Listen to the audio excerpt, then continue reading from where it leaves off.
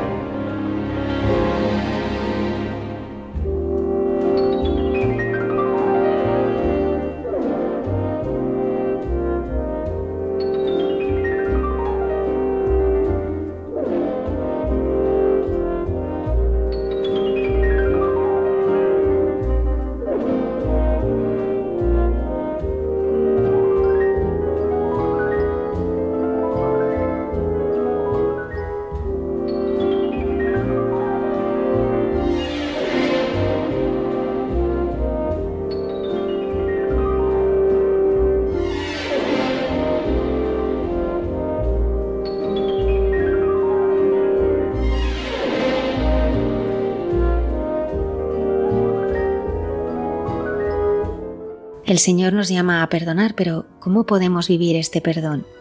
Esta noche hemos querido recuperar el testimonio de Reyes que nos contaba cómo Dios se ha manifestado en la muerte violenta de su Hijo. También estarán con nosotros el Padre Miguel Márquez en Dios nos hace guiños, Cayetana Jairi Johnson en Jesús en su tierra y la hermana Carmen Pérez y José Manuel Palomeque en Entre tú y yo. Bienvenidos a nuestro programa y muchas gracias por acompañarnos una madrugada del viernes más. Comenzamos.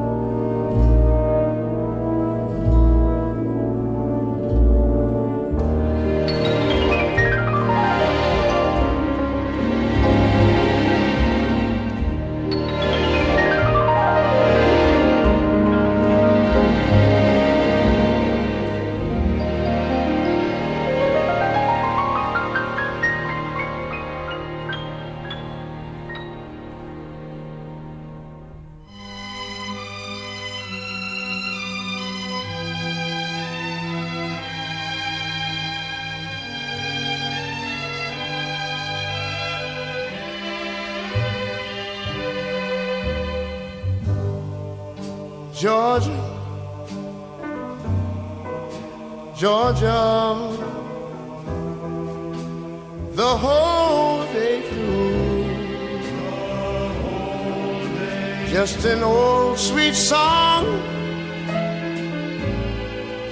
keeps Georgia on my mind. Georgia on my mind. I said, Georgia,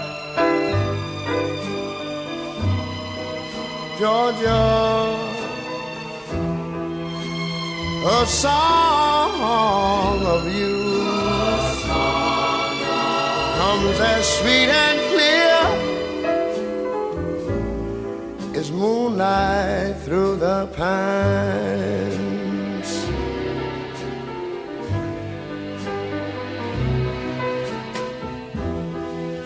Other arms reach out to me, other eyes smile tenderly. Still in the peaceful dreams I see, the road leads back to you. I said, Georgia, oh, Georgia, no peace I find, just an old sweet song keeps Georgia on my mind. Georgia on my mind. Other arms reach out to me, other eyes smile tenderly, still in peaceful dreams I see the road leads back to you. Whoa, whoa, Georgia, Georgia, no peace I find, just an old sweet song keeps Georgia on my mind.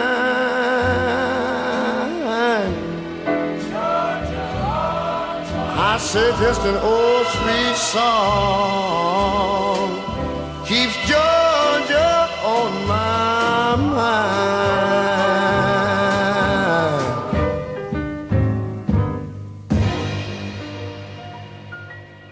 Esta noche queremos entrevistar a Reyes. Está casada con Jorge desde hace 45 años y vive en Higines, provincia de Sevilla.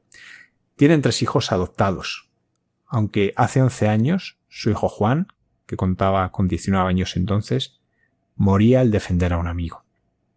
¿Cómo se puede vivir después de algo así? ¿Cómo se puede perdonar? Nos acompaña Reyes para compartir con nosotros su testimonio. Buenas noches, Reyes. Buenas noches. Reyes, ¿tú siempre has tenido fe? Yo he tenido inquietud, pero la fe es otra cosa. Yo no he vivido en una familia que me hayan transmitido la fe y ni me han obligado nunca a nada. He sido muy libre en ese sentido, pero sí tenía una inquietud siempre dentro de mí, que en mi vida no la sentía llena, vamos. Entonces, he hecho muchas cosas o he vivido muchas cosas, pero a nivel religioso, a nivel de querer hacer, he metido muchas cosas, en Jesús abandonado, en esto, en muchas cosas, pero quedándome vacía, en definitiva, en la acción nada más. Entonces, para mí, la fe es recorrer el camino del bautismo, que es lo que la Iglesia me ha dado, ¿no? Recorrer el camino de bautismo. La fe es una experiencia en mi vida de Jesucristo que me ha salido al encuentro y que me ha enseñado el cielo, en definitiva, ¿no? Me ha enseñado una forma de vivir y me está enseñando una forma de vivir distinta. Para mí la fe es caminar y caminar y caminar, aunque haya pedruscos y aunque haya sufrimiento y aunque haya tantas cosas, ¿no? Como en mi vida han pasado. Entonces no la he tenido siempre, la he pedido, porque la fe si no se pide hay que pedir, ¿no? El Señor dice pedid y se os dará, y como la he necesitado he pedido y el Señor me ha encontrado. El Señor me ha encontrado y estoy recorriendo pues el camino de la fe, que será pues hasta que el Señor me lleve al cielo. Quiero, ¿no? Por supuesto. Entonces no la he vivido siempre, la he vivido cuando he empezado a recorrer este camino del bautismo dentro de la Iglesia, en el camino neocatecumenal, que llevamos pues eso también 40 y tantos años, 42 años o 44, ya no me acuerdo. Así que más o menos esa es mi experiencia, ¿no? La del encuentro con Jesucristo en la fe. Hace 45 años que te casaste con Jorge, nos decías. ¿Cómo se construye un matrimonio así? Pues se construye un matrimonio así y yo creo que no hay otra manera de construir un matrimonio, pues que el matrimonio no son 2 personas, no somos 2, somos 3. Y si el Señor no está en medio, es muy difícil, casi imposible. Hoy día más todavía se está viendo, ¿no? Se está viendo pues que no duran las parejas, como se llaman. A mí no me gusta la palabra pareja, parece que son pichones en vez de personas, pero como no esté el Señor en medio, es muy difícil, y para mí imposible. Para nosotros hubiera sido imposible, porque el Señor ha salvado nuestro matrimonio cuando Él se ha puesto en medio, cuando el Espíritu Santo ha actuado con el perdón. En definitiva, la experiencia de perdón pues no me viene ya solamente de cuando mi hijo Juan, sino de muchos acontecimientos anteriores, ¿no? Y el primero de ellos, por supuesto que todavía ni pensamiento de adoptar, pues ha sido nuestro matrimonio, ¿entiendes? Entonces, se puede construir solamente, pues eso, que si falta el vino en el matrimonio, que es el Espíritu Santo, ¿no? Como en la boda de Caná, pues es muy difícil. Se puede estar viviendo, se puede estar tus derechos, yo los míos, yo haciendo componendas, pero sin haber matrimonio. O te puedes llevar toda la vida junto con una persona, pero cada uno haciendo su vida.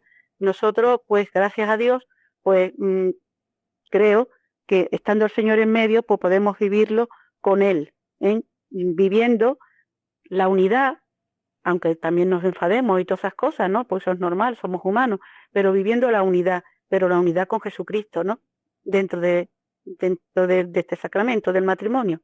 Así es como nosotros lo vivimos, dentro de nuestras limitaciones y de nuestras pobrezas, que las tenemos como es normal, pero así es como las vivimos, apoyados en que el Señor es el que está en medio. Reyes, nos comentabas el que no venían los hijos. Es una realidad muy dolorosa cuando hay ese deseo de tener hijos y no llegan. ¿Cómo lo vivíais vosotros? Bueno, pues yo ahí tengo que decir que es una victoria del Señor también, porque nosotros llevábamos, ¿cuántos años casados? 13 años casados y no habíamos tenido hijos, ¿no? Como una cosa normal, pues nos pusimos en tratamiento y todas estas cosas.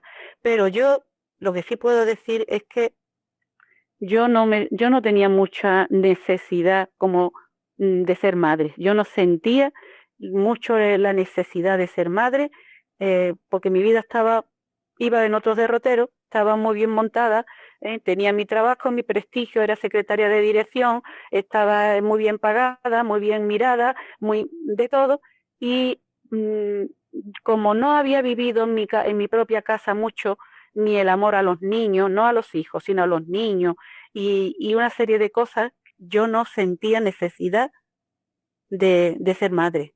Yo no sentía necesidad. Lo que pasa que aún así, pues también, pues nos pusimos para poder ver si lo podíamos tener. Entonces, pues la puerta de la adopción, de abrirnos a la vida, o de abrirme a la vida, pues eso también, eso lo tengo clarísimo. Eso es una victoria del Señor en nuestra vida, pero más todavía en mi vida, porque era la que estaba más cerrada era yo. Y sin embargo el Señor abrió la puerta a cualquier situación de hijo, no el niño rubito con los ojos azules, acabada de nacer, sino como si me hubiera quedado embarazada, que de hecho han sido hijos, ha sido que he abierto la puerta, la rendija un poquito, en un momento dado, y entonces el Señor pues ha entrado, porque yo veía que era muy egoísta en el sentido de que vivía para mí. No es que fuese egoísta de vivir nada más, no, sino que, bueno, que no me planteaba el tener hijos. Yo para mí eso, bueno, pues si no los tengo no pasa nada, pero el Señor me llamó a abrir la puerta de mi corazón en lo cerrada a los hijos, ¿entiendes? Y entonces, bueno, abrí la puerta y entonces empezaron a entrar situaciones y cosas, muchas cosas han entrado. Antes de venir mis 3 hijos han entrado otras cosas. Pero bueno, otras situaciones, otros casos, ¿no? De adopción, todo con mucha dificultad, pero al final, bueno, pues ha sido eso, ¿no? Una victoria del Señor, la adopción. Reyes, ¿qué significa ser madre de adopción? ¿Cómo se vive la adopción de un hijo? Bueno, pues para mí la adopción de un hijo es, sobre todo, es una misión, es ver, en primer lugar, que mis hijos o cualquier hijo, ¿no? Pero mis hijos no son míos, ¿no? Son hijos de Dios. Antes de mí son hijos de Dios. Y Él nos lo ha encomendado a nosotros y nos lo ha encomendado con una misión concreta, no para hacerlos hijos del mundo, aunque después ellos en su libertad puedan hacer otra cosa, ¿no? Pero nuestra misión ha sido, nuestra intención ha sido, pues, eso, una misión para hacerlos conocer lo mismo que nosotros conocemos y darle a transmitirle la fe, sobre todo, a transmitirle la fe. Yo no he tenido hijos, como alguna gente nos han dicho, porque te gustan mucho los niños, no. Porque es una obra de caridad para cuando seas mayor, no. Una obra de caridad es de Dios, la obra, por supuesto, pero no hemos tenido hijos para que sea una obra de caridad, sino es una obra de Dios. Y entonces lo vemos como una misión de haber encauzado o de querer encauzar a nuestros hijos en el camino de Dios, para que no se, bueno, porque conozcan a Dios, ¿no? Porque si no la vida poco sentido tiene. Entonces lo hemos vivido así y de hecho es lo que hemos intentado. Después en su libertad, como he dicho, pues los hijos van cada uno un poco a su bola. El único que realmente ha sido siempre más profundo y ha estado hasta el final caminando dentro de la iglesia 15 días antes, ¿no?, que pasó esto, ha sido Juan, porque era muy especial Juan en todos los aspectos. Y entonces, pues, los demás, los otros dos, pues llevan su proceso, que como sé que se le ha transmitido y se le ha llevado la semilla de la fe, pues saldrá cuando Dios quiera también, porque los padres que queremos lo mejor para nuestros hijos, para nosotros lo mejor para nuestros hijos, es que conozcan al Señor, que conozcan que existe la vida eterna, además, que no te mueres, que puedes caminar por encima de la muerte, que el Señor ponga sentido en su vida, que pueden ser felices, tengan o no tengan, estén enfermos o no estén enfermos, tengan dinero o no tengan dinero, que la felicidad la da el Señor, ¿no? Y entonces eso es lo que le queremos transmitir. Y ahora a mis nietas, que la tengo viviendo con nosotros, ¿no? Pues eso es lo que le queremos transmitir, que la vida no está en nada de lo que se nos dice. Pero vamos, eso lo tengo clarísimo, en nada, si no la tienes puesta en el Señor, y Él te responde porque es tu Padre, pues difícilmente pueda una persona ser feliz aún con sufrimiento, que no tiene nada que ver los sufrimientos. Entonces eso es una misión, para nosotros ha sido una misión. Reyes, hablemos de Juan. ¿Qué pasó en aquella feria de abril de hace 11 años? Bueno, pues yo me pongo nerviosa nada más que hablar esto, pero vamos, en esa feria de abril, pues nosotros no estábamos, por supuesto. Él se marchó con unos amigos allí a la feria, que mira, por cierto, que las cosas no pasan por casualidad, porque Jorge, mi marido mismo, le había dicho, Juan, no vayas esta noche a la feria, anda ya, no vayas. Y dice, sí, papá, voy a ir un ratito, y fue. Y además fue con la hermana, fue con la hermana más chica, ¿eh? Y la hermana se vino antes, porque es más pequeña, la hermana a las 12 se vino para casa y él se quedó un rato más. Entonces, eso es lo que tengo entendido, ¿no? Entonces, pues, él iba con unos amigos muy íntimos de aquí de Gine, y entonces a un amigo suyo, pues, unos chavales le quitaron una chaqueta. Entonces, por causa de la chaqueta, que no la quiso devolver, pues se formó una reyerta, una pelea. Pero mi hijo Juan no estaba en esa pelea. Mi hijo Juan se había ido a dar una vuelta a los cacharritos o yo qué sé, y entonces se formó una pelea y entonces empezaron a ver botellazos, a volar las botellas y, en fin, un escándalo, ¿no?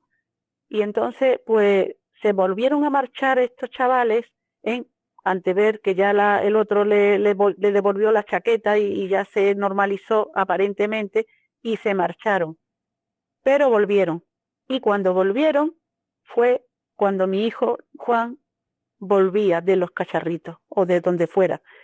Y entonces empezaron otra vez la polémica y mi hijo, que además eso lo había hecho siempre lo había hecho, pues quiso separar al amigo del autor, ¿no? Quiso separar y entonces pues le cogió de lleno completamente, le atravesó el corazón, vamos, le atravesó el corazón. Se cayó al suelo y tenía, que yo creo que tenía tantas ganas de vivir, mi hijo que se levantó, eso por el vídeo después del abogado y eso no lo ha dicho, se levantó, pero cayó enseguida, vamos, es que fue fue atravesado. Entonces eso fue lo que pasó. En realidad ya después, pues nada, lo recogieron de allí, de la puerta de la caseta donde estaba, y ya se lo llevaron para el hospital, el tanatorio, no sé para dónde, y a las 3 de la mañana de ese día, la hora de las tinieblas, no es las 3 de la mañana, pues a la hora de las tinieblas, esa de las 3 de la mañana, nos llamaron diciendo que fuéramos que Juan había tenido un accidente y fuimos para el sitio y nada, no, el doctor era un médico, no sabía cómo decírnoslo y entonces, mire, es que y motitubeando, y entonces yo fui la que le digo, ¿qué pasa? ¿Qué pasa? ¿Es que mi hijo ha muerto o qué? Y entonces dice, sí, eso ha sido, que lo han matado. Entonces, pues, eso lo vimos en el, ¿cómo se llama eso? En el depósito, lo vimos en el depósito y ya, pues, nada, autopsia, follones, todo esto. Y esa ha sido lo que nosotros hemos vivido, ¿no? De esto, ¿no? Que en principio, cuando nosotros salimos al principio en el programa de Jesús Quintero, que fue el último y todos los que nos llamaron y eso, pues resulta que no se sabía exactamente la historia, claro, todo ha salido después en el juicio. Nosotros teníamos la misma opinión, que había sido, bueno, pues en una reyerta y que él estaba, pero que eso ya ha salido todo en el juicio y que fue por defender, porque los mismos amigos ya defendieron esta situación, ¿no? Así que esa era la versión primera que salió porque no se conocía otro cuando nos entrevistaron las primeras veces, ¿no? Nosotros no la sabíamos tampoco. Así que eso es como fue más o menos la cosa. Reyes, ¿tú has perdonado? ¿A él? Pues a los que hicieron esto a tu hijo. Sí, además ha sido muy pronto. Eso fue muy rápido, muy rápido. Gracias a Dios, eso son victorias del Señor porque fue rápido, vamos. Yo recuerdo que fuimos a una de los testimonios o de las entrevistas o lo que sea que nos llamaron de algunos de la televisión, porque lo cortamos, ¿no? Para que no se convirtiera en un circo. Y estaba allí el juez Calatayud precisamente, que me lo presentaron y eso, y el hombre, precisamente lo que le había llamado la atención es que él conocía, que sí, que él había conocido personas que le había pasado, pero que no se había dado tan pronto el perdón. En realidad, decía este hombre, efectivamente, el perdón fue sobre la marcha. De tal manera que no puedo apropiarme, yo tengo la experiencia del perdón de otras cosas en mi vida muy fuerte y entonces eso nos ha ayudado también a poder esto. Sí, la verdad es que sí. Gracias a Dios, sí. Es un don de Dios, un don de Dios con mucho sufrimiento anterior de muchas cosas, pero es verdad. Es verdad, no tengo nada no tengo nada en mi corazón contra este chaval. Al contrario, rezo por él todos los días, tengo contacto con él, le estoy ayudando todo lo que pueda porque, se lo decía en una de las primeras cartas, porque igual que la sangre de Jesucristo ha salvado a la humanidad entera, pues la sangre de mi hijo tenía que servir para que lo salvara a él. Y creo que lo está salvando. Entonces, es un consuelo muy grande que mi hijo haya sido instrumento para dar vida, aunque a nosotros, por supuesto, nos haya hecho sufrir y nos hace sufrir, ¿no? Pero con un sentido tan nuevo, tan distinto, que me ha bajado. Yo lo he dicho esto en otros testimonios, mi hijo nos ha bajado el cielo. A mí, yo tengo el cielo más cerca que cuando empecé a creer, por supuesto, y que antes de lo de él hay un antes y un después en mi vida. Ese antes y después es a partir de esto de Juan, ¿no? Porque me ha servido, nos ha servido para tanto que no tengo nada en el no tengo nada contra este chico, no lo tengo. Eso es un milagro, porque por muy poco es que se quiere un perro, ¿no? Entonces, por muy poco que yo en un momento dado pudiese decir, es que a lo mejor es que yo no he querido suficiente a mi hijo, o es que, y me entran esas dudas, y me entran ese sufrimiento, y cuando me dice, pero tú estás tonta, no, no tengo nada contra este chico, ahora mismo, ni entonces. Reyes, a mí, yo recuerdo perfectamente cuando sucedió esto y a mí me impresionó tus palabras en que te ponías en el lugar de sus madres, y se me quedó grabado. Y de hecho, cuando ha surgido esta oportunidad de esta noche poderte entrevistar, pues ha sido una alegría poderte conocer. Y otra cosa que me impresionó es que, claro, como nos decías ahora, cuando llega el juicio vosotros todavía no sabéis lo que había pasado realmente y de hecho hay 3 acusados, no se sabía quién había sido. Y tú, sin embargo, ya escribes una carta perdonando. Sí. ¿Qué decías en esta carta a alguien que todavía no le podías poner un rostro? Eran 3, pero no había un rostro completo. Bueno, pues yo en el juicio efectivamente conocí a la madre de uno de los que estaban allí acusados, ¿entiendes? Y además, otra de las madres, como eran 3, incluso me llamó la madre de Martín, porque estaba impresionada también y decía que su hijo no había sido, pero que realmente no había sido su hijo. Y yo la animé a esta mujer, digo, bueno, no te preocupes, que ya verás que será lo que Dios quiera, que he hablado, me llamó, porque después de ver el programa de Jesús Quintero, esta madre le pidió a Televisión que me diera el teléfono. Entonces Televisión me llamó para que yo le diera permiso. Entonces, nosotros le diéramos permiso, le dimos permiso y esta madre me llamó. No era la madre del autor, era de uno de los 3. Y entonces se lo di y ella me llamó y estuvo hablando conmigo por teléfono y me daba, es verdad, yo pensar en el dolor y en el sufrimiento que estas madres podían tener si es que su hijo había hecho eso, porque para mí, si mi hijo hubiera sido el que hubiera hecho eso, yo creo que eso sí me hubiera dolido mucho más que el que haya sido él mismo. No sé si me estoy explicando. Sí, perfectamente, Reyes. No, eso para mí hubiera sido horrible. Entonces ponerme en el lado de estas madres, de no saber si su hijo habían matado al mío o al nuestro, pues me ponía de su parte en ese sentido, ¿no? Y no sabía quién era, por supuesto, no lo sabía.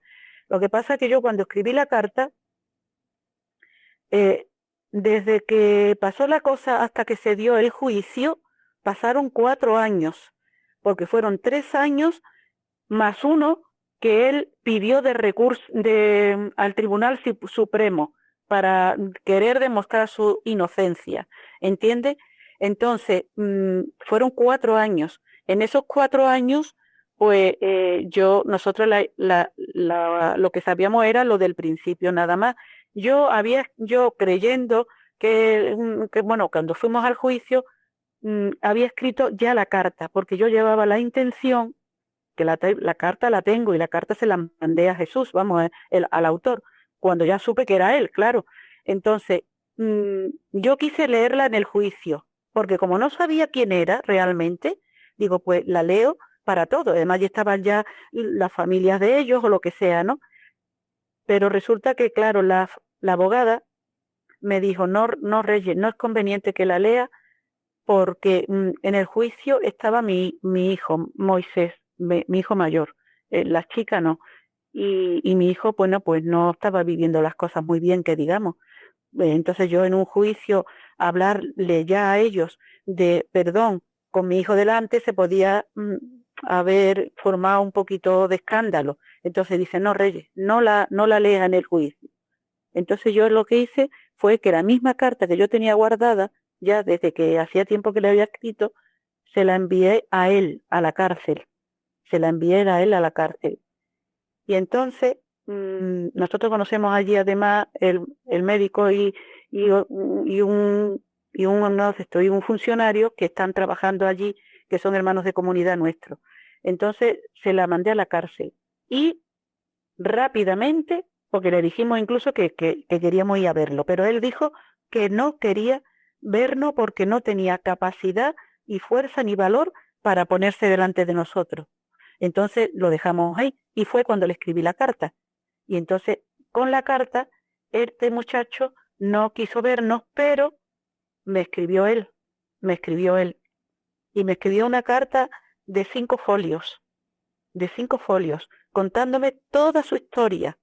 Una historia, por supuesto, de muchísimo sufrimiento y de mucho, de todo, ¿no? De padre, de madre, de todo.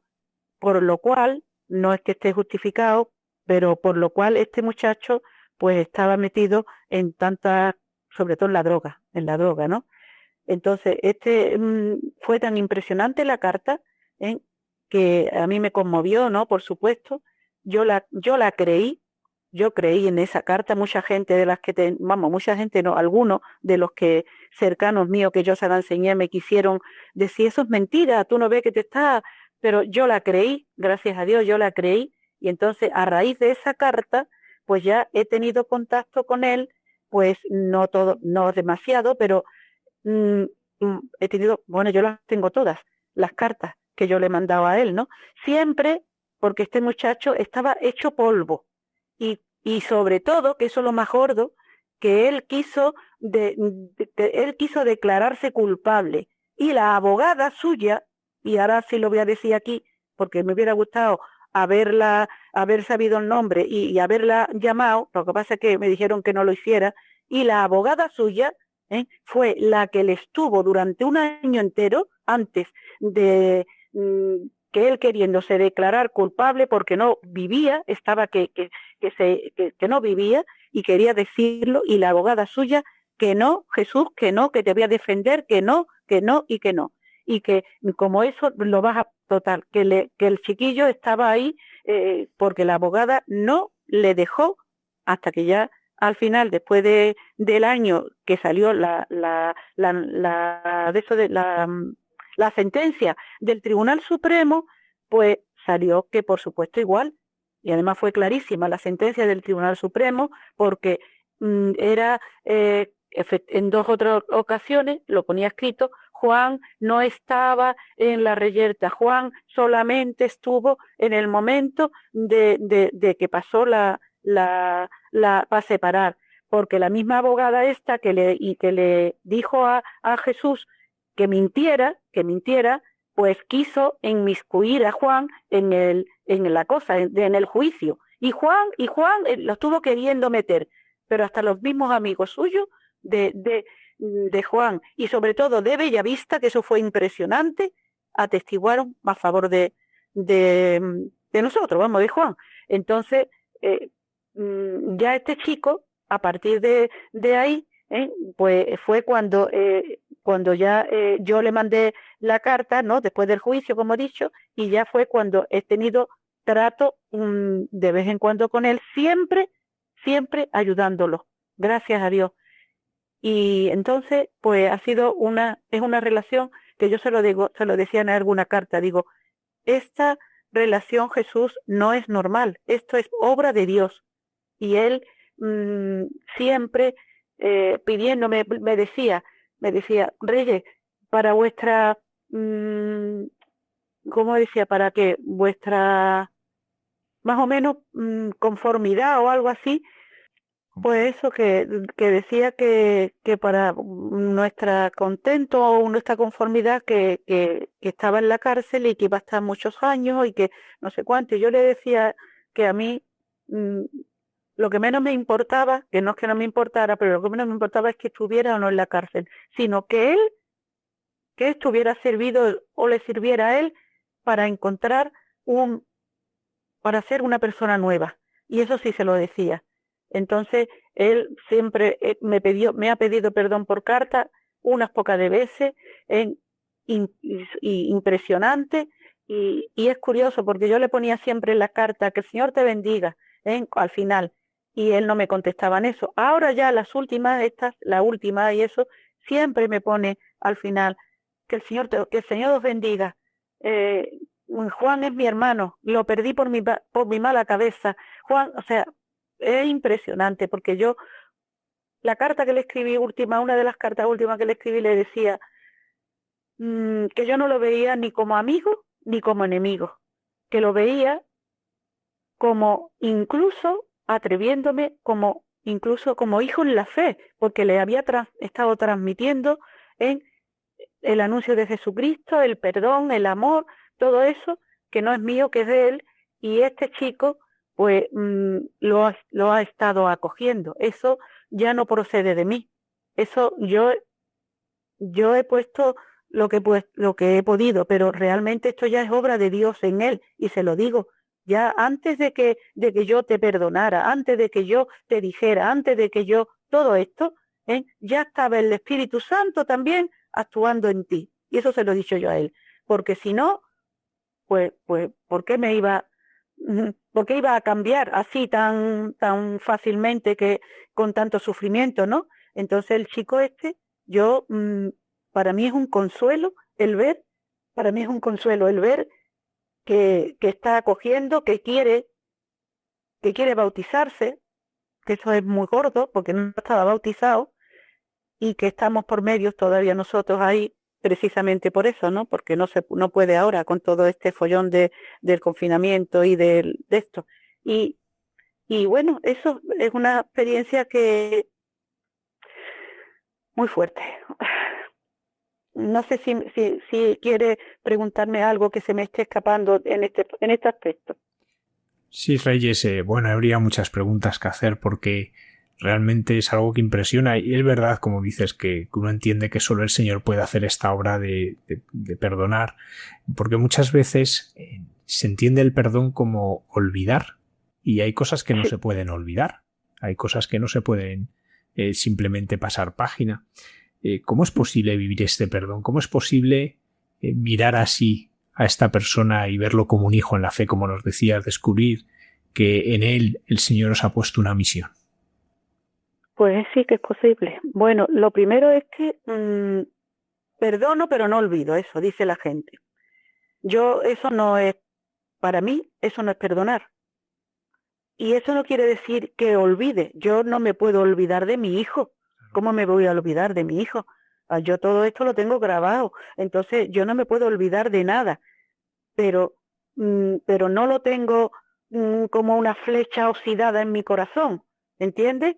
Sino que como el Señor ha permitido que pase por encima de la muerte, que ha pedido que pase por encima de la muerte, pues lo recuerdo, por supuesto, lo vivo, pero olvidarlo no. Nosotros tenemos presente a nuestro hijo todos los días, y los sentimientos afloran en un momento dado. Lo que pasa es que lo vivo con un sentido nuevo, y lo vivo como que el Señor lo ha permitido, para gloria suya. En definitiva, yo creo que ha sido para gloria suya, porque como Juan ha sido tan sumamente especial, que todo el mundo lo ha conocido, todo el mundo lo ha querido, yo creo que Juan había sembrado tanto aquí, que yo creo que es que Dios, que se le quedaba chico esto ya, y ya está, y está en el cielo, y yo creo que está haciendo más desde el cielo que desde lo que hacía aquí, dentro de que era un chaval, ¿no?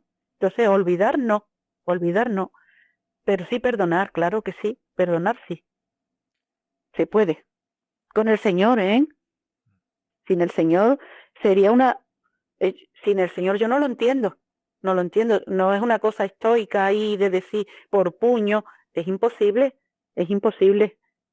no sé si alguien lo hará, pero yo creo que no.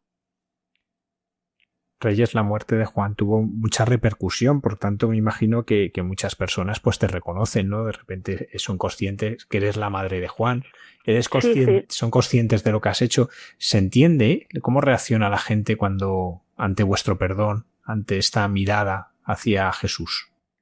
Pues mira, ha habido de todo.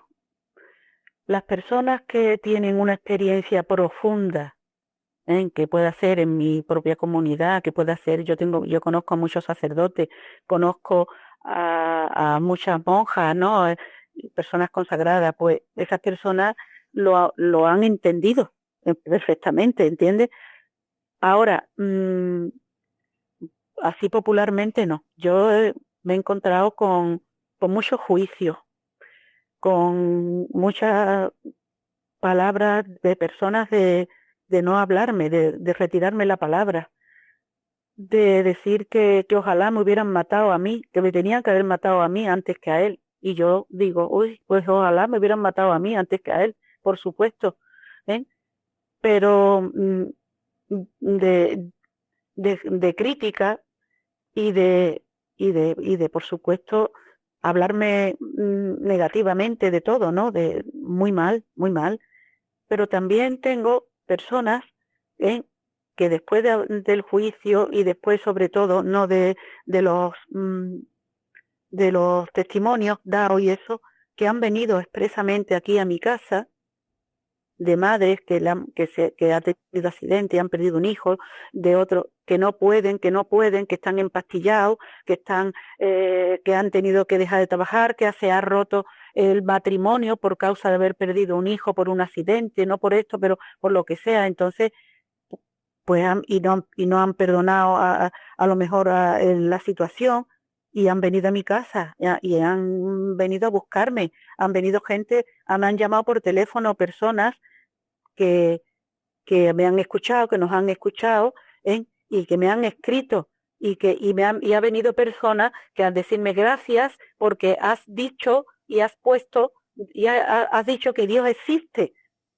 Eso han venido aquí a mi casa personas, que Dios existe. Entonces, pues ha habido de todo, pero por supuesto hay más de lo contrario, porque no se puede entender. Es que esto, si no desde la fe, no se puede entender, ¿no? Es verdad, no se puede entender. Entonces he tenido, pues, de una parte y de otra, de las dos, ¿no?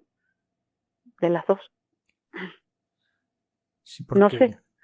Precisamente queríamos iluminar el misterio de la Navidad a la luz de tu testimonio, porque hoy hemos escuchado en el prólogo del Evangelio de San Juan: vino a su casa y los suyos no la recibieron, pero a cuantos la recibieron les da poder para ser hijos de Dios si creen en su nombre.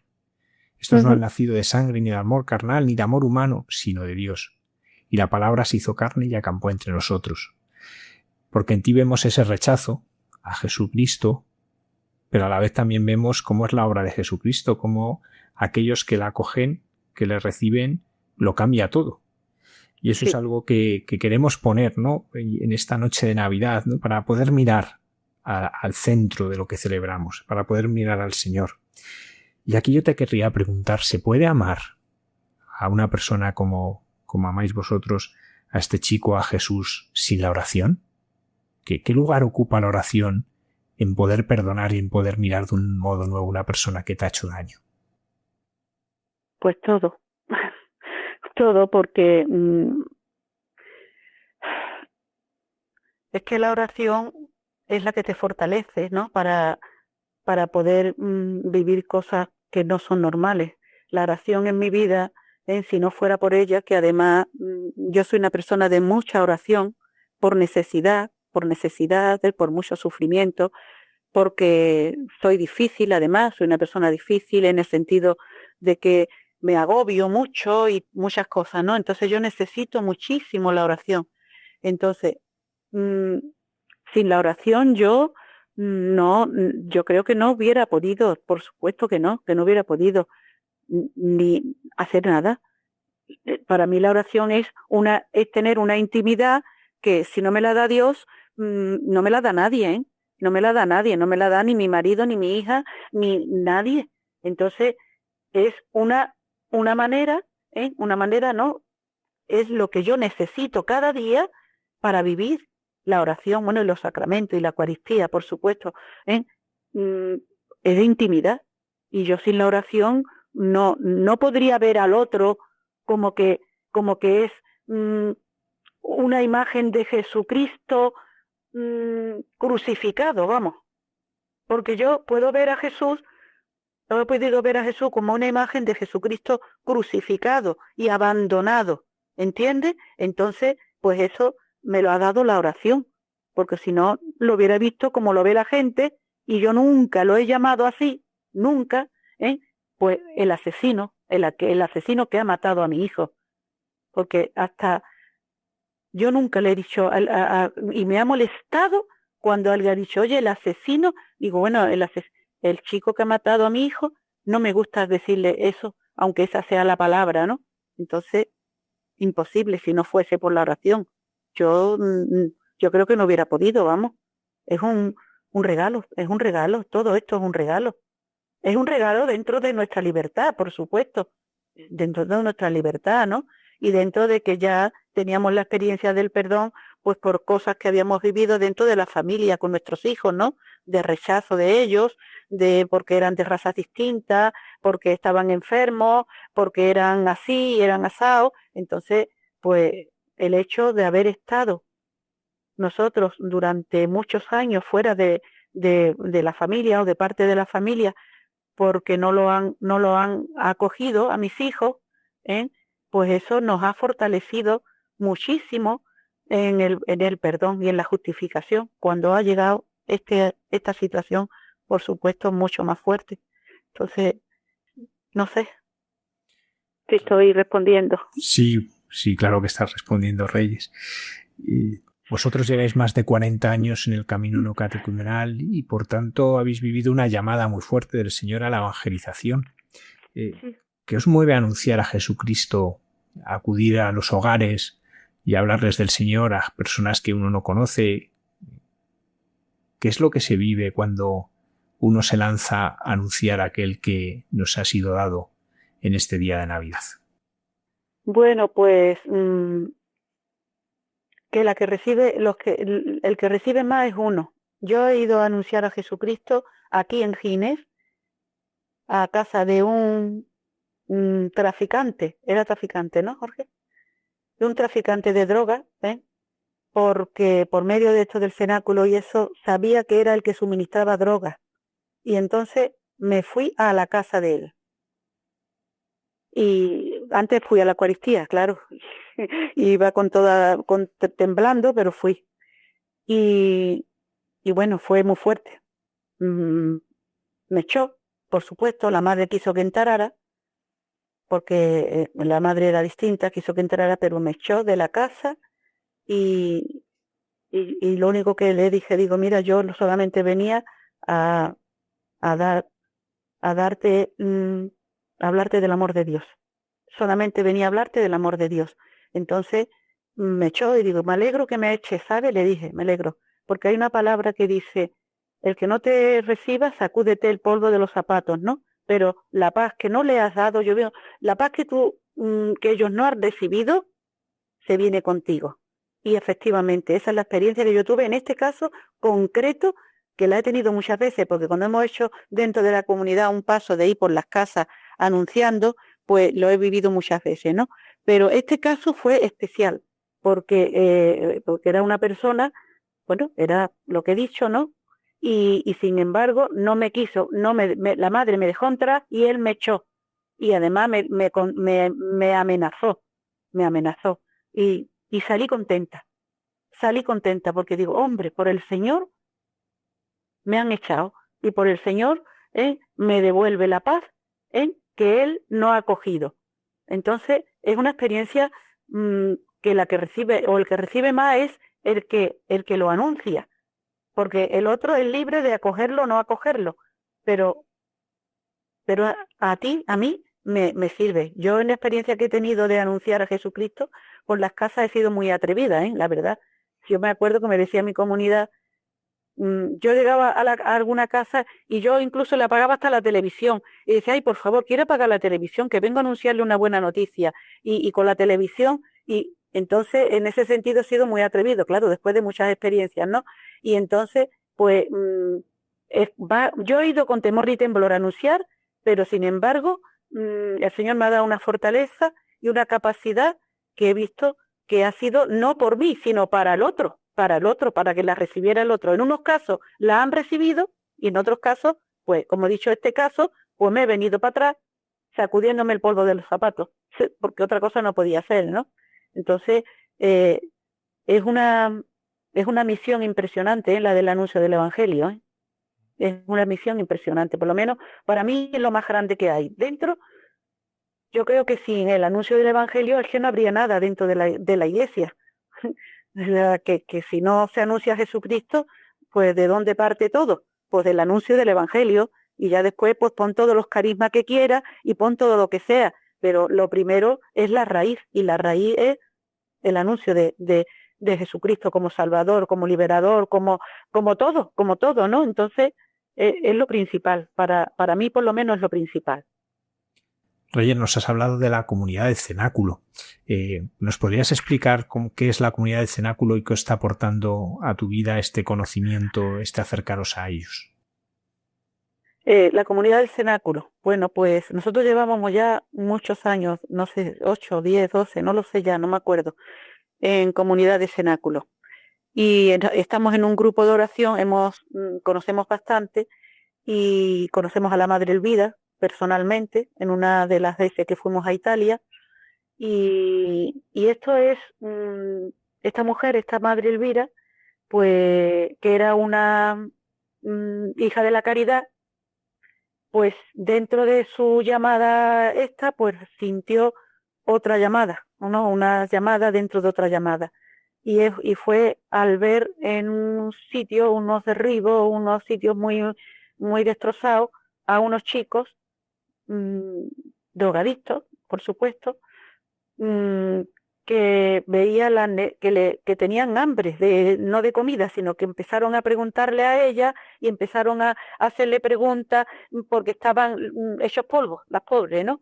Y entonces, pues, esta madre Elvira, pues vio del Señor también que su visión era trabajar y por todos estos chicos que de falta del sentido de la vida, metidos en la droga y todo esto. Y entonces a raíz de ahí empezó a ver sin buscarlo, porque normalmente todas las personas que han iniciado un carisma no van buscando ninguna, van buscando fundar nada, ni van nada, sino que el Señor los va llevando. Esta mujer le pasó lo mismo, ella no iba con intención de fundar ni de hacer nada, sino simplemente de seguir al Señor y de verlo en el otro, en el pobre sobre todo, ¿no? Y entonces pues empezó a juntar chicos, empezó a unirlos, empezó a enseñarlos a rezar, ellos mismos le pedían que enseñara a rezar y así pues se fueron abriendo casas del cenáculo. Y entonces pues son para chicos o chicas o hasta cierta edad, ¿no? Pues con problemas de droga o de adicción o de falta del sentido de la vida, de cualquier tipo de droga. Entonces, pues esto es estupendo porque se ven milagros verdaderos también dentro de los chicos y de las familias de los chicos que a través de ellos precisamente han conocido también el Señor. Ha sido la salvación de las casas el hijo drogadicto que ha llevado a sus padres, que no lo conocían la iglesia siquiera, por el encuentro que ellos han tenido también dentro de esto que están viviendo de la comunidad del cenáculo. Entonces, la verdad es que es impresionante, ¿no? Se ve la resurrección de los chicos, porque está el Señor, por supuesto, y se ve la fortaleza y se ve que va para adelante, que va para adelante esto. Reyes, no quiero acabar sin preguntarte por tu relación con la Virgen. ¿Cómo te ha unido a ti el vivir, como ella, la muerte profundamente injusta de tu hijo? Pues mira, yo esto me he sentido muy identificada con la Virgen, porque ella ha sufrido la muerte injusta de su hijo hasta el extremo, ¿entiendes? Y no ha salido huyendo, ¿no? la ha ido asumiendo, la ha asumido. Y sobre todo porque ella tenía la certeza, igual que tengo yo a nosotros, de que su hijo iba a resucitar, que resucitaba, ¿no? Y yo y nosotros tenemos la certeza de que aunque mi hijo no lo veamos físicamente, mi hijo está resucitado, mi hijo está vivo, mi hijo está intercediendo, no solamente por nosotros, sino incluso por el que lo ha matado, porque esto no es obra nuestra, ¿entiendes? Entonces, pues, pues no, yo hay una cosa que sí me identifico y lo sigo pensando y me mueve muchísimo cuando escucho esa palabra, que es la de Simeón a la Virgen, ¿no? Y una espada traspasará tu alma o tu corazón, dice, ¿no? Eso lo he sentido yo, ¿no? Entonces, esa palabra la tengo, entonces me siento muy identificada, pero no me he, no estoy no he estado en la desesperanza y en el, no sé, en la falta de sentido, sino que yo he visto que mi hijo está vivo, que está mejor que yo ojalá estuviera yo donde está mi hijo, aunque todavía me quede aquí lo que tenga el Señor preparado para mí, ¿no? Pero ojalá estuviera yo, pues, ya viviendo lo que está viviendo mi hijo, ¿entiendes? Entonces, pues la Virgen me ha ayudado mucho en ese sentido, ¿no? A unirme y a parecerme por lo menos en ese poquito, ¿no? De sufrimiento en ese sentido, ¿no? De haber perdido injustamente a mi hijo, porque ha sido, por supuesto, eso no lo voy a decir que no, ha sido una injusticia humana, una injusticia, pero es que a través de la injusticia ha venido la salvación. Entonces, pues yo también lo veo con mi hijo, a través de la injusticia de mi hijo también ha venido la salvación. No solamente para este chaval, sino para mucha gente, y sobre todo porque a nosotros y a mí, más todavía, pues me ha potenciado, que si hubiera sido lo contrario, a lo mejor me ha potenciado el anuncio de la vida eterna, y el anuncio del perdón, y el anuncio de la resurrección, y el anuncio de todo lo que es el querigma, de la buena noticia. Y eso yo me falta boca para decirlo. Nosotros estuvimos levantados en el camino neocatecumenal durante un tiempo, estuvimos levantados para misión familia en donde la iglesia nos hubiese llamado, pero pasaron cosas total que no hemos salido. Nosotros tenemos un matrimonio que está en Estocolmo con 9 hijos desde hace yo no sé cuántos años, y bueno, y yo no he visto personas más felices que ellos dentro de 1000 sufrimientos que tienen. Bueno, pues nosotros estuvimos levantados en misión. Nos hacía falta tener hijos y también nos abrimos la vida más que nada en orden a la evangelización, porque era más fácil familias con hijos que sin hijos. Nosotros no teníamos hijos, ¿no? Y entonces pues no salimos, pero la misión que el Señor me ha dado, me la está dando aquí en Gines. Y entonces, pues a mí me falta boca sobre todo cuando veo a la gente sufriendo, porque el que no le cuesta más trabajo, de anunciarle de anunciarle la vida, de anunciarle que todo tiene sentido, que no pasa nada, que no pasa nada, es que lo más que te puede pasar es que te mueras, y eso es la vida eterna, eso es el cielo. Entonces, a mí me faltan palabras para anunciar esto. Y eso me lo ha potenciado el Señor después de lo de mi hijo, por ver tan claro el instrumento que él ha sido de Dios para este chaval el primero y para mucha gente, ¿no? Entonces, pues no me voy a quedar arrinconada en un rincón diciendo qué pena, cuando hay tanta gente sufriendo, Entonces, pues doy lo que el Señor me da. Y como el Señor lo que me da es experimentar la resurrección y la vida eterna ya aquí en la tierra, con toda su precariedad, pues eso es lo que hago. Me identifico mucho en este sentido, ¿no? Además la necesito mucho como madre, que la necesito mucho en mi vida. Pues muchas gracias, Reyes, por decir sí. Gracias a vosotros, ¿vale? Venga, que el Señor os bendiga.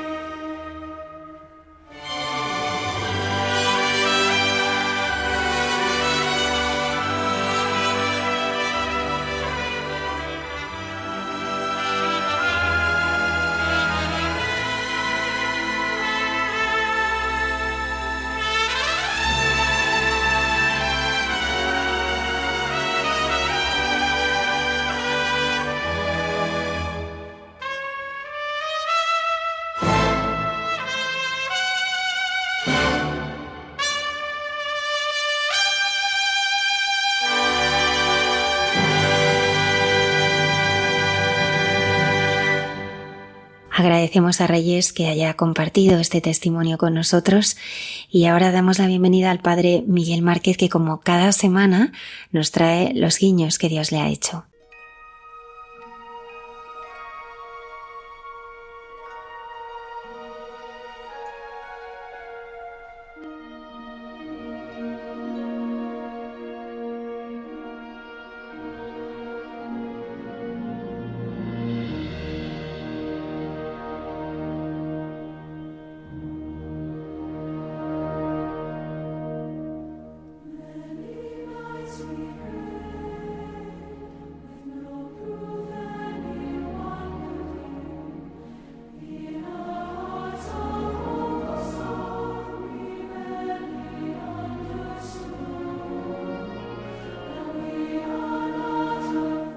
Buenas noches a todos. Espero que este tiempo de calores que estamos viviendo en este verano, en todas partes, también en Roma, un calor terrible, y aquí en España y en tantos sitios, que sea lo más llevadero posible, y mi deseo de que este momento sea un momento de oración, de acoger la brisa suave que nace cuando recibimos el regalo de lo que en cada momento y cada día Dios nos quiere ofrecer en medio de situaciones no siempre tan fáciles, pero que queremos vivir con realismo, con docilidad, con lucidez.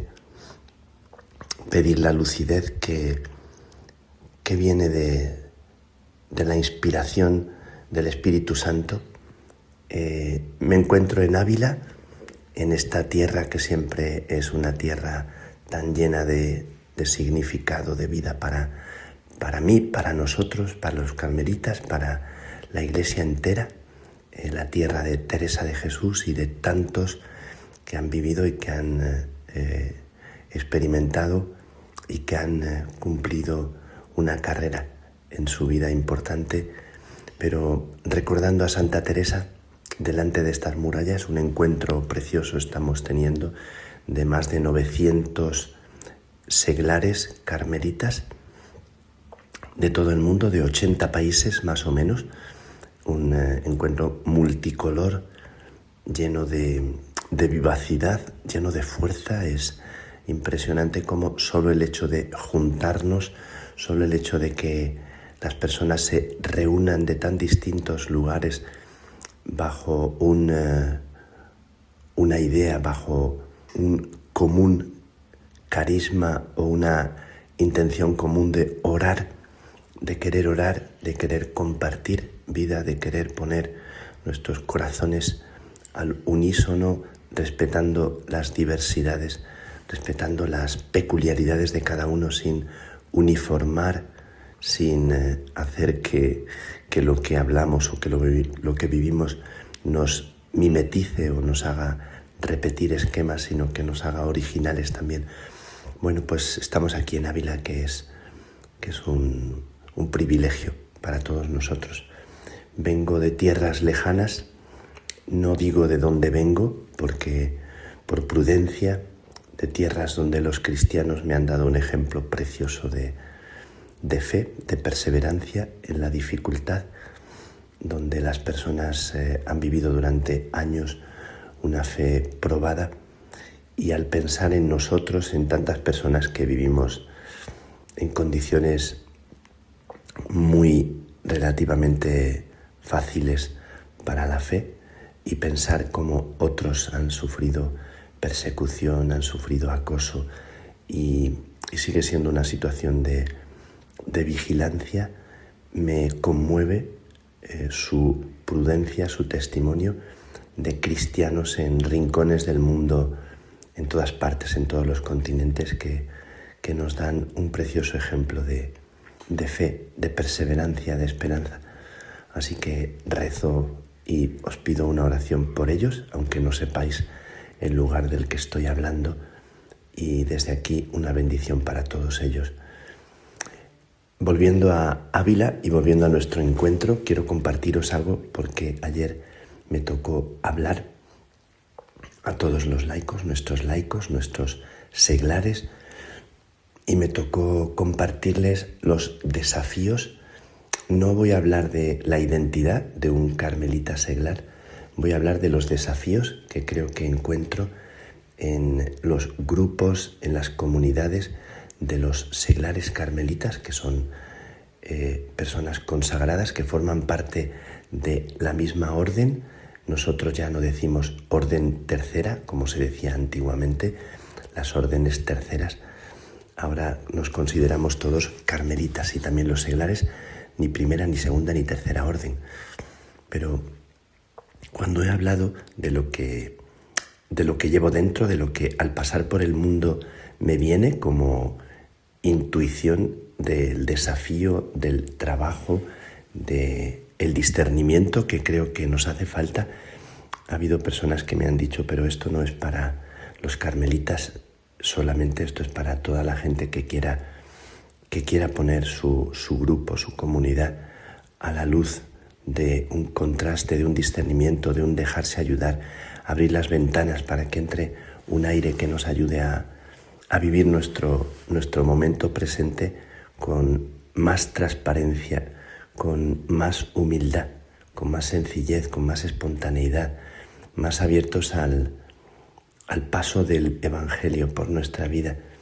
Bueno, yo sugiero y os propongo algunos puntos que me parece que son urgentes y que nos hablan de una curación necesaria.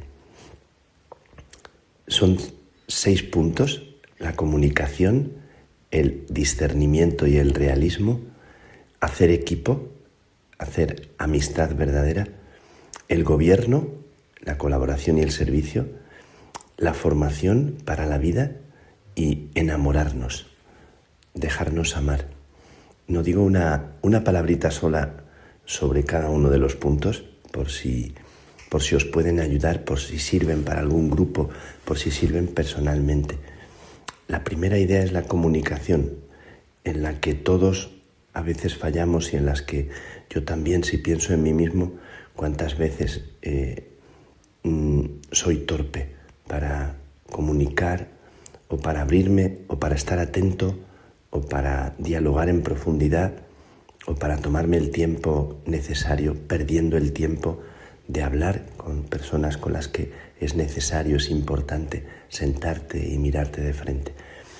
La comunicación me parece que es uno de los temas y los desafíos que tenemos ahora en la sociedad, en el mundo, en la Iglesia, en el Carmelo. Yo digo siempre que me parece que el 50% de nuestros problemas o más es de comunicación, es de la capacidad de hablar con sinceridad, con el corazón, con franqueza, con transparencia y de escuchar bien. Aquí hay un punto que es fundamental, cómo escuchar bien, escuchar lo que late dentro, cómo se escucha bien. Hay siempre un desafío de la empatía, de cómo situarte bien para comprender al otro en su territorio. Y esto es como una necesidad de un verdadero diálogo. Cuando tantos grupos, tantas comunidades cristianas hablamos de diálogo, pero en realidad no hay ida y vuelta. A veces solo hay ida o a veces solo hay vuelta, en el sentido de que escuchamos a alguien y no hay una reacción de parte nuestra. Pero un diálogo verdadero que es acoger, recibir y también aportar lo que nace de ti. Puede ser que nazca un silencio, que no haya nada que decir, pero aún así, eso que significa un silencio que sea verdadero, no un silencio que nace del miedo, de la desconfianza o del recelo. Hay muchos miedos que encierran una palabra agresiva o una palabra de castigo hacia el otro. Pero la comunicación es un desafío para todos nosotros. ¿Quién escucha a quién? Este es el primer punto que he compartido con mis hermanos seglares y me parece que nos es como muy necesarios tomarnos el tiempo. Está hablando mucho el Papa León de esta necesidad del tú a tú, de momentos hondos, de momentos de una densidad más honda, y cómo el mundo de las tecnologías, el mundo digital, el mundo del móvil, el mundo de las redes sociales nos conecta y nos puede conectar de una forma también muy interesante si sabemos usarlo, pero también nos desconecta y hace perder la calidad de un encuentro tú a tú, la calidad serena sin intermediarios o sin máquinas de por medio, sino corazón a corazón. ¿Cómo nos hace falta esta comunicación? La segunda idea, la segunda palabra es la necesidad de discernimiento, de realismo. Y esto es como muy urgente también ahora, a muchos niveles sociales, eclesiásticos, carmelitanos. Dejarnos discernir, aceptar con humildad que todos tenemos límites, que todos necesitamos ser ayudados, que todos necesitamos una mano para caminar en cualquier ámbito o esfera de la vida. Y cuanto más responsabilidad tiene uno, más todavía hace falta la humildad. Hay muchas dinámicas de autoengaño, de autojustificación, de pretensión de verdad. Hay mucha gente que no se deja cuestionar, que tiene pánico a dejarse cuestionar. Es verdad que también hay gente que todo lo cuestiona, es verdad que también hay gente que todo lo critica. Hay que saber filtrar también con madurez. Pero hay una necesidad muy fuerte de dejarnos contrastar, dejarnos ayudar. Yo compartía con mis hermanos y hermanas que Santa Teresa de Jesús se pasó la vida pidiendo ayuda, se pasó la vida queriendo dejarse iluminar. Ella contaba lo que vivía y decía, ¿qué es lo que ves que yo no veo? Me parece de una nobleza, de una elegancia, de una finura no común.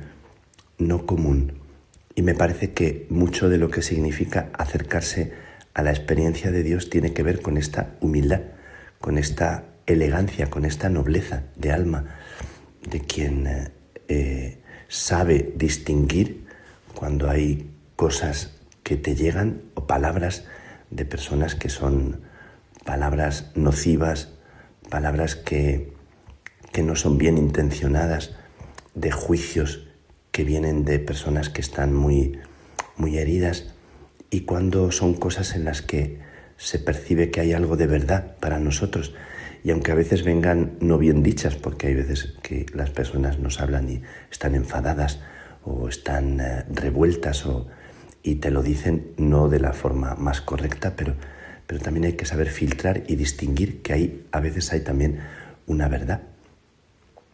Tienes que aceptar lo que te dice tu amigo y también a veces lo que te dice quien no es tan amigo y necesitas también saber acoger eso, aunque te resulte a veces difícil o a veces también te causa un malestar o a veces se despierta el orgullo o el ego que no soporta que alguien no te alabe. Somos muy propensos a la alabanza, a que nos digan bien. La tercera palabra es hacer equipo, hacer verdadera amistad. Esto Teresa era especialista en contagiar, en hacer comunidad, una comunidad sana, no una comunidad donde se filtra o de alguna forma se cuela la manipulación, se cuela el autoritarismo. De esto hablaré ahora después sobre el gobierno, pero el equipo es saber colaborar, saber estar en sintonía que respeta la peculiaridad de cada uno, pero trabajar juntos. Acabamos de vivir la experiencia del equipo y del equipo español, que ha sido muy compacto y que ha tenido un entrenador que con mucho sentido común, y cuando vemos ese ejemplo, es un ejemplo que nos marca mucho. No es fácil que cada jugador sepa dejarse aunar, respetando su genialidad. Eso es un buen entrenador que hace que cada uno sirva y que cada uno a la vez sea dócil para saber hacer equipo, para saber jugar en armonía coral, en armonía que trabaja en una dirección y que permite que cada uno pueda expresar también a veces intenciones o opiniones que no son las mismas de todos, pero vamos construyendo juntos. Hacer equipo es como muy importante, vigilar el individualismo que existe y que a veces es tan brutal y que impide una escucha verdadera y un caminar con otros. Para hablar bien, para caminar por la vida es muy importante saber escuchar lo que sucede alrededor. Hay personas que solo miran su carril y en la conducción es muy, muy fácil que conductores que miran solo lo que llevan delante y no se dan cuenta de que a derecha, a izquierda, hay ángulos muertos, pero a veces incluso ni siquiera el ángulo muerto, a veces simplemente giras sin pensar si viene alguien. ¿Cómo hacer equipo? ¿Cómo jugar juntos? ¿Cómo hacer verdadera colaboración? Esta es la tercera idea que me parece que para los grupos cristianos y para nosotros es muy necesaria, muy importante. Yo he recordado lo que decía el Papa León en su carta, ¿verdad? Magnificat Humanitas, porque habla del modelo de Babel, cuando construimos por orgullo, por autoafirmación, que es el modelo de Babel, ¿no? Por llegar al cielo, por una especie de prepotencia, de afán de llegar hasta lo más alto. Y el modelo de Nehemías, que está en el exilio, pero se entera que Jerusalén ha sido destruida y la muralla ha sido derribada.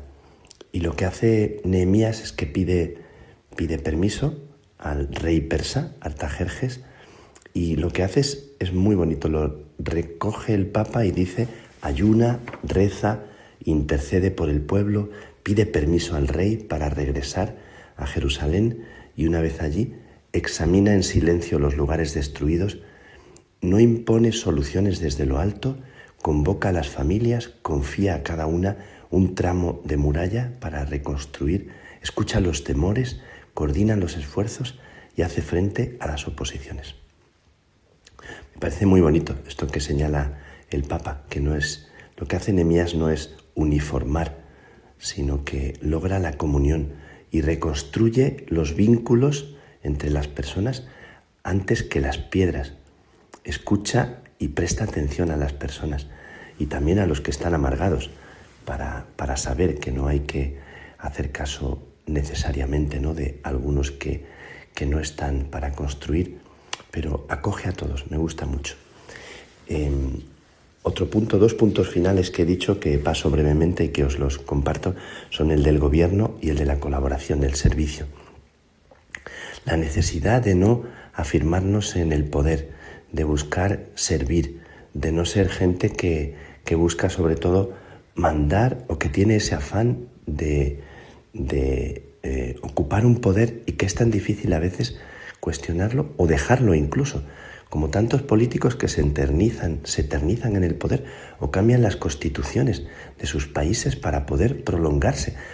Pero qué falta de inteligencia, ¿no? Lo peor de un gobernante es que su pueblo se sienta oprimido, se sienta asfixiado, como en tantas comunidades cristianas, a veces tantos abusos de poder.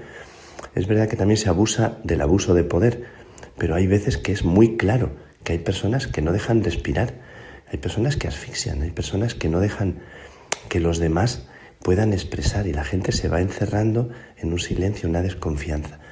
Bueno, la necesidad de curar la manera de gobernar, me parece que... Y también la humildad de gobernar, la humildad de tener que animar a otros, no por un afán de protagonismo. Entonces, yo eso que sentí cuando empecé como general de los carmelitas, que sentí que Jesús me susurraba, porque es imposible para ti, es posible para mí. Tú no eres el protagonista. Y parece que descansé, que respiré. ¿Qué significa gobernar de verdad? Animar y escuchar desde dentro. Gobernar significa escuchar a las personas por dentro, en primer lugar, para tener verdadera autoridad. Y finalmente una formación para la vida.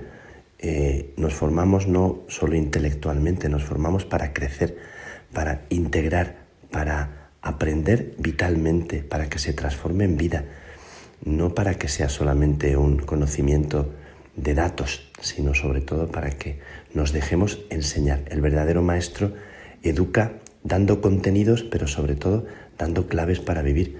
Bueno, me gustaba mucho decir esto, pero sobre todo la última cosa es enamorarnos.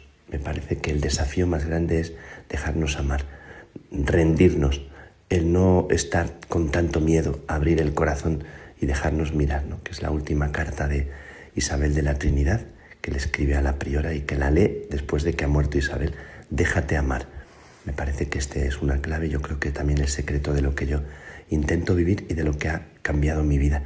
El dejarme rendirme, no poner por delante mis defectos, mis pobrezas o mis torpezas, tantísimas, pero dejarme, aceptar que hay un te quiero, como de la gente que nos quiere, aceptar, dejarte querer y querer a las personas atravesando también tantos límites. Esto quería compartiros desde Ávila, recordando a Santa Teresa, con tantos laicos y seglares que están aquí celebrando una fiesta verdadera de la familia. Os lo comparto porque quiero que participéis también de ello y os mando un abrazo desde aquí, el abrazo que yo estoy sintiendo de todos los que estamos viviendo este encuentro, dando gracias por vuestra vida, que el verano sea tiempo también de encuentros, de diálogos, de sinceridad, de transparencia y de respirar hondo, también de silencios habitados de una presencia. Que Dios os bendiga. Un abrazo muy grande y que la bendición de Dios Todopoderoso, Padre, Hijo y Espíritu Santo, descienda sobre vosotros, sobre ti y te acompañe, os acompañe siempre, siempre.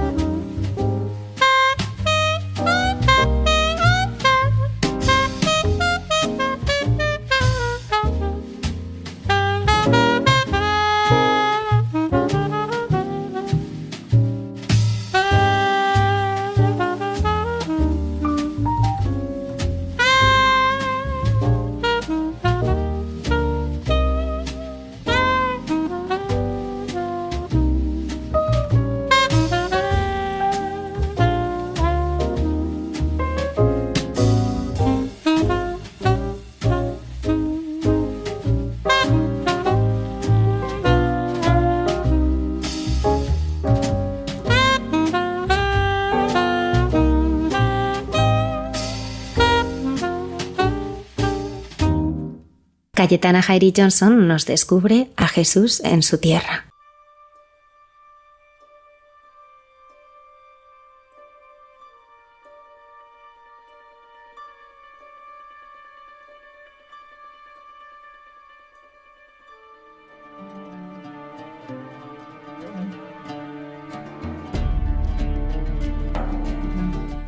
Buenas noches de paz y bien, queridos amigos de esta sección llamada Jesús en su tierra de Radio María. Y bien, pues ya en este arranque de año observo que dentro de las lecturas diarias que tenemos en nuestra liturgia bíblica, pues nos está apareciendo con frecuencia la historia del profeta Samuel. Este Samuel, en el primer libro de Samuel, pues nos narra cómo tenemos a su madre Hannah y muy preocupada porque no logra quedarse embarazada, y entonces está yendo y viniendo, ¿no? Pues para rezar y para hacer sus baños rituales y estas pues típicas costumbres también femeninos, ¿no? Pues para favorecer la maternidad.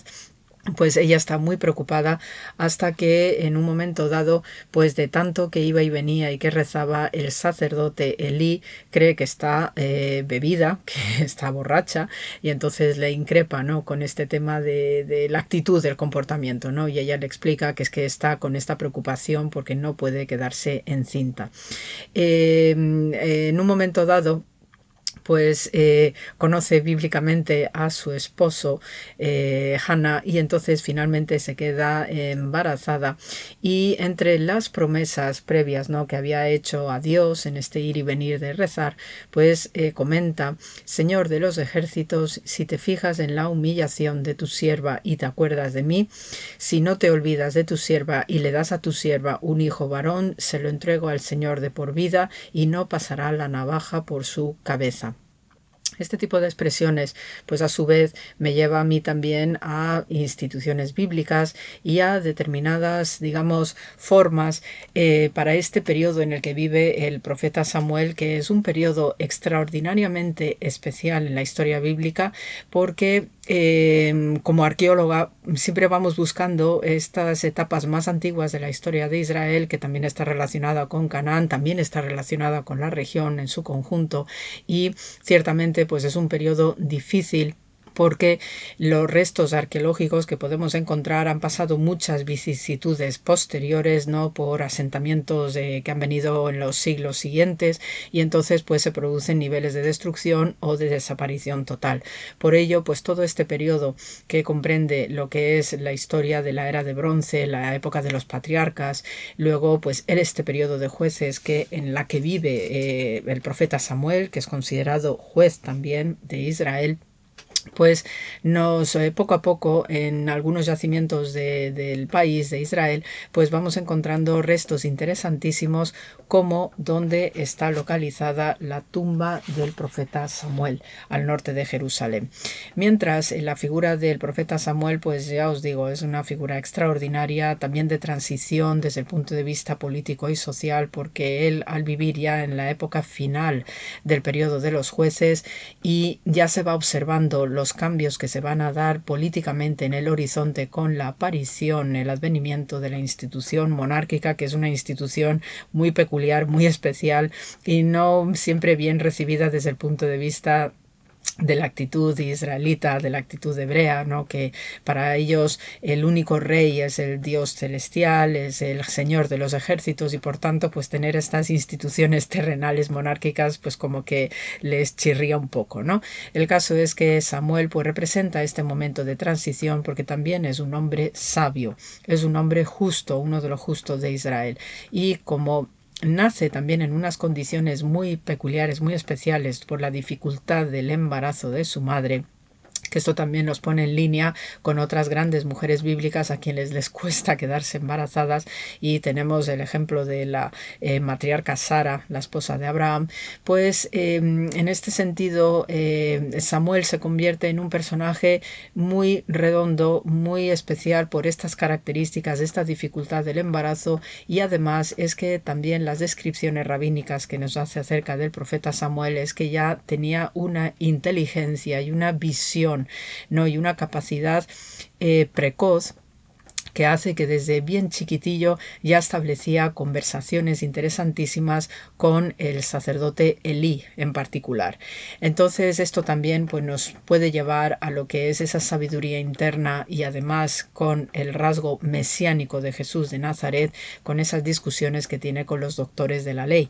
Esto indica, ¿no?, la infancia precoz en inteligencia, en brillantez, pues también son señales, ¿no?, que vienen de lo alto para estas figuras extraordinarias en el relato bíblico.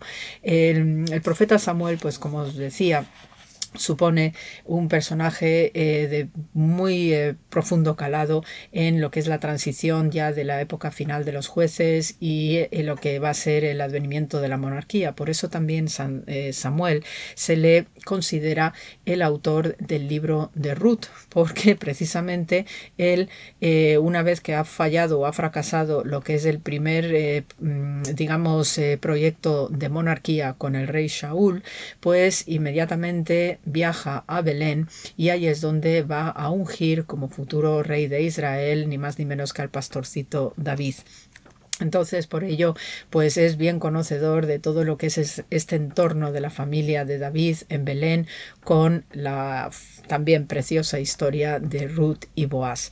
Del profeta Samuel también se habla que tiene una generosidad extraordinaria, es un profeta muy activo, muy dinámico, porque le gusta moverse, entrar en contacto con la gente y no esperar a que la gente le venga a él, porque entiende que él, que suele vivir en sitios apartados, precisamente por sus características personales y como hombre consagrado según hizo su madre, ¿no?, en agradecimiento a Dios, es un consagrado, es un nasir en la terminología hebrea, pues él dedica su vida a moverse para atender a todos aquellos que necesitan, ¿no?, una ayuda, una voz de auxilio, un consuelo espiritual, porque entiende que todo el mundo, ¿no?, sobre todo la gente llana, la gente de la tierra, ¿no?, pues tiene que trabajar, tiene que dedicarse a sus labores, y entonces Samuel entiende que debe ser él el que se mueva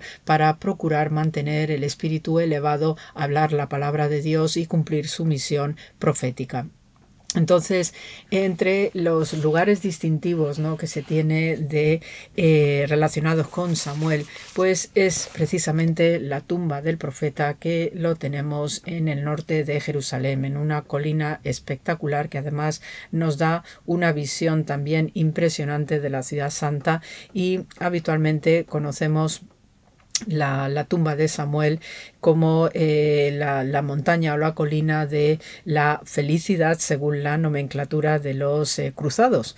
Y entonces, como el lugar es tan ideal, es tan especial y además se respira una tranquilidad, hay una luz muy muy peculiar, pues no es de extrañar que haya también restos arqueológicos, porque la tradición pues iba contando, ¿no?, esta tradición oral iba contando acerca de el probable lugar de enterramiento del profeta Samuel, y tenemos este punto alto, ¿no?, la montaña de Nabi Samuel, ¿no?, que está, ya os digo, al norte de Jerusalén, y obviamente pues donde hay un santuario especial dedicado a un gran personaje bíblico, pues obviamente debe haber algún resto arqueológico, porque estas veneraciones se conservan en la tradición, en el boca a boca, y entonces este lugar donde están o donde se venera, ¿no?, la tumba del profeta Samuel, pues lo tenemos en este lugar muy especial, como os digo, y de nuevo pues tenemos la secuencia de todos los restos desde época bizantina hasta el periodo cruzado, y luego pues hay una especie como de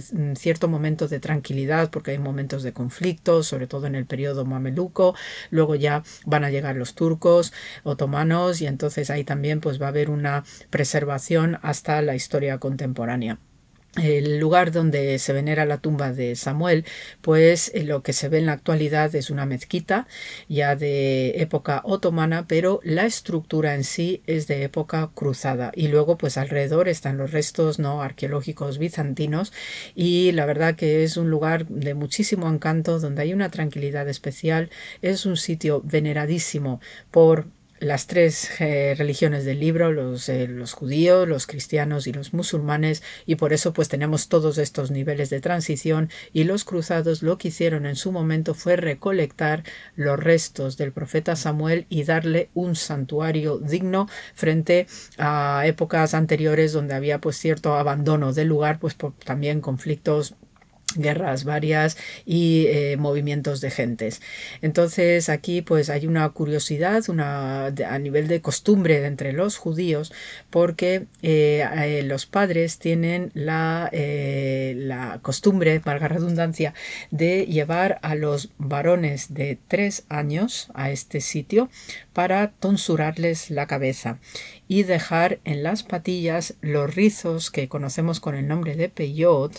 Son los rizos que identifican a los religiosos judíos, y esta costumbre se realiza con los críos a los 3 años, ¿no? Y entonces esta es una costumbre, ¿no?, que lleva practicándose, y hay tantas costumbres así muy peculiares y muy especiales entre los padres y los hijos, los varones. También hay costumbres de madres e hijas en determinados sitios, ¿no?, sobre todo donde hay un santuario femenino.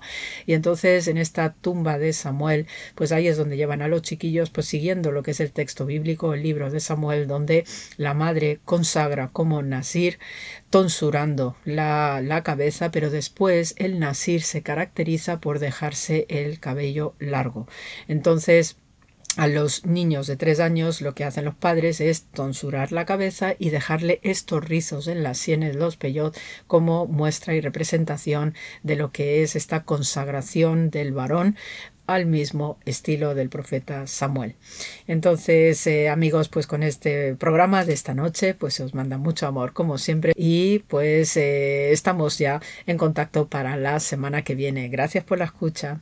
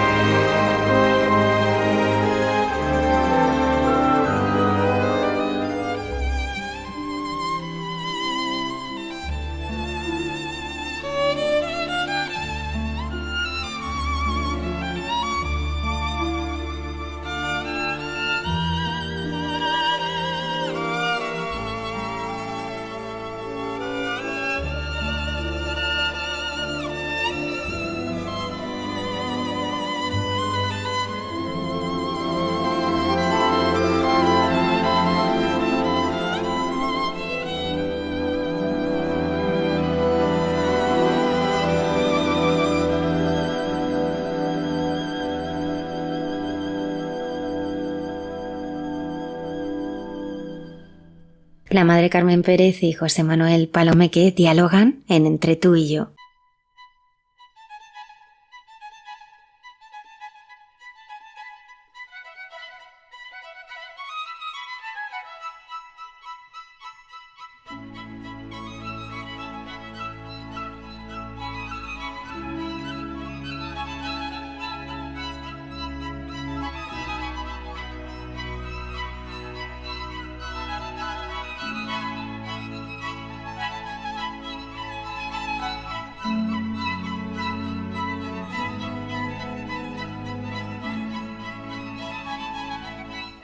El Santo Padre, que se quedó con nosotros de una manera muy especial en todo su viaje por España, destaca la bondad que, como la paz, es desarmante y fundamental en el hombre, capaz de transformar y superar la violencia.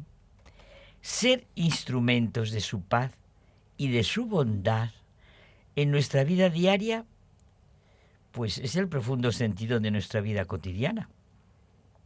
La paz solo se construye desde la bondad y la ve como el camino para reflejar la belleza divina en lo cotidiano.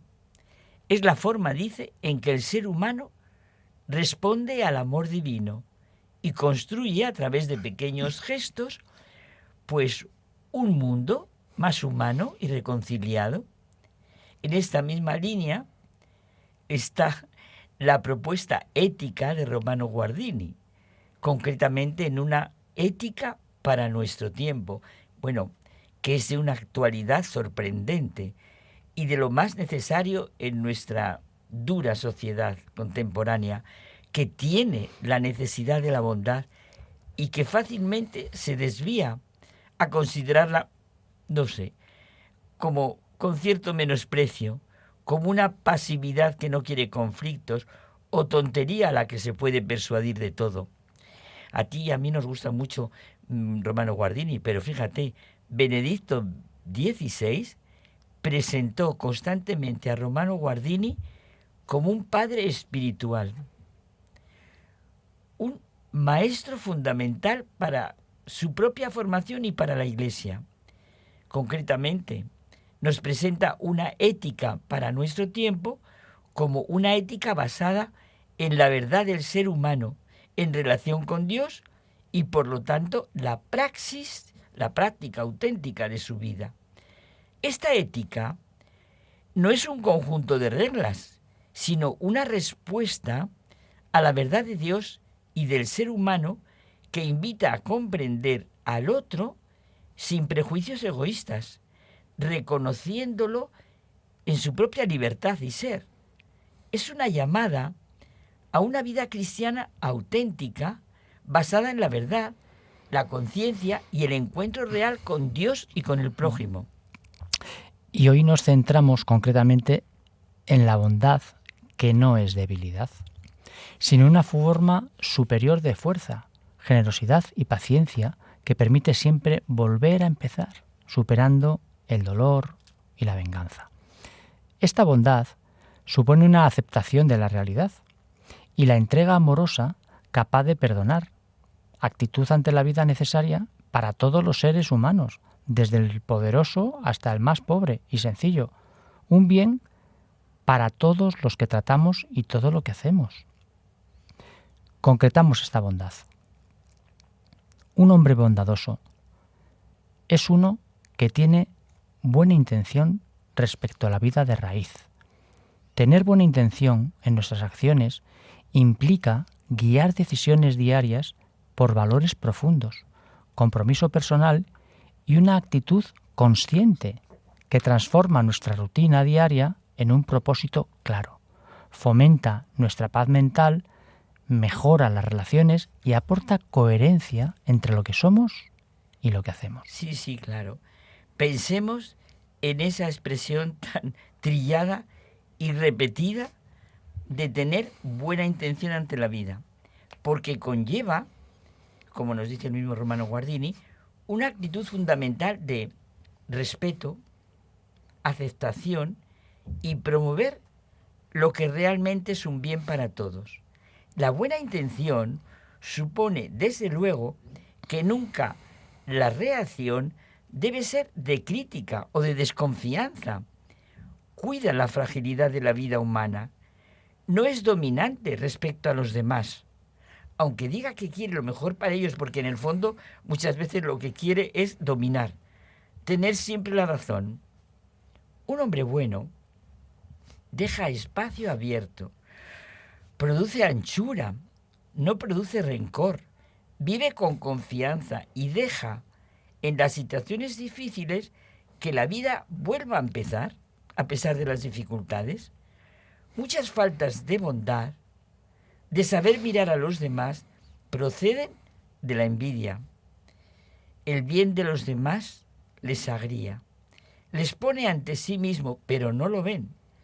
En la bondad hay fuerza. La vida está llena de dolor, pero si uno tiene buena intención respecto a la vida, cuando viene el dolor y es sentido, pese a todo, le fortalece. La vida requiere ayuda, pero solo puede ayudar realmente quien comprende. Y quien comprende precisamente este dolor encuentra pues las palabras necesarias que sanan. Y Guardini también ve algo que ya hemos comentado tú y yo. Forma parte de la bondad el humor. Es verdad. Hay que tener ojos capaces para ver lo peculiar de la existencia.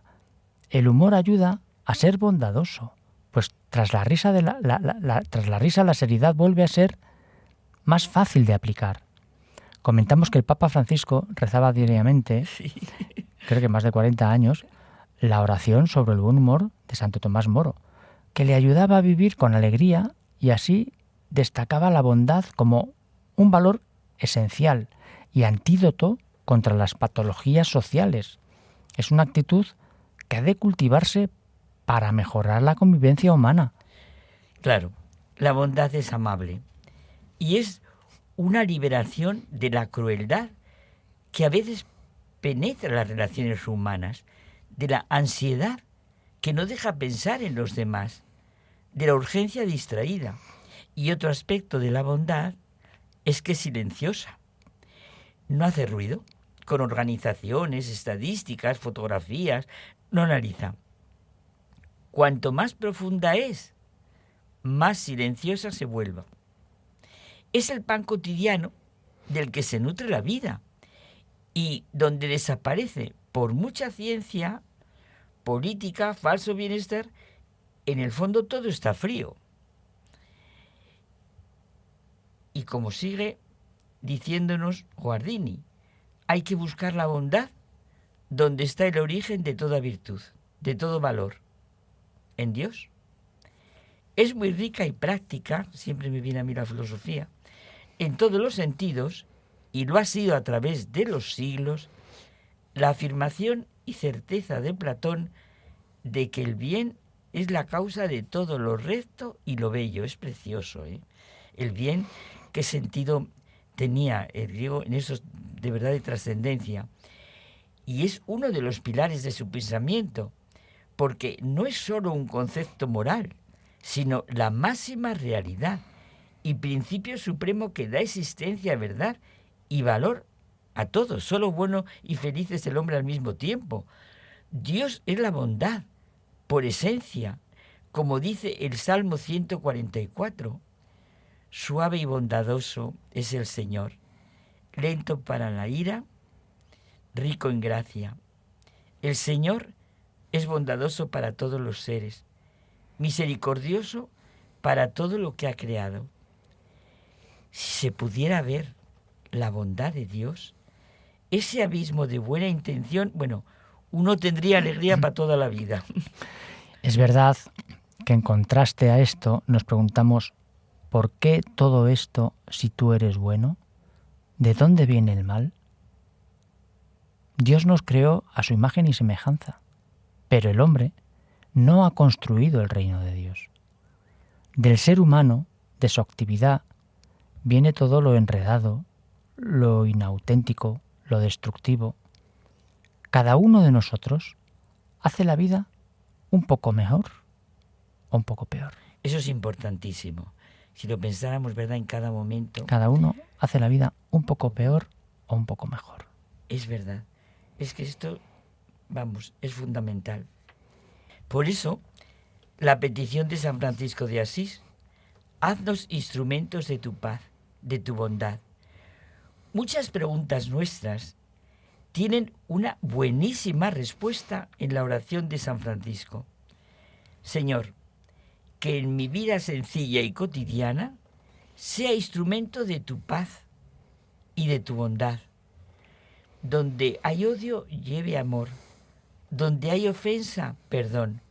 Donde hay discordia, unión. Donde hay duda, fe. Donde hay error, verdad.